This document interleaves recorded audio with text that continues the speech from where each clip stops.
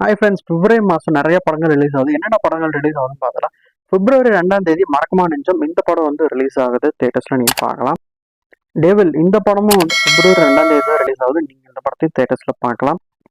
Cichlid இந்த படமும் வந்து பிப்ரவரி 2ஆம் தேதி தான் தேட்டர்ஸில் ரிலீஸ் ஆகுது. நீங்கள் இந்த படத்தையும் பார்க்கலாம் தேட்டர்ஸில்.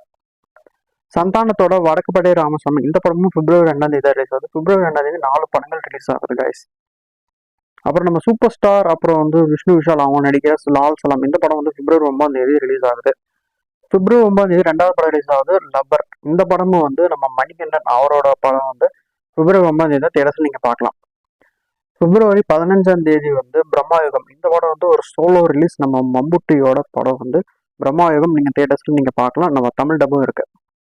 பிப்ரவரி 16ஆம் தேதி சைரன் ஜெயம் ரவியோட சைரன் மூவி நீங்கள் தேட்டர்ஸில் பார்க்கலாம் கைஸ்.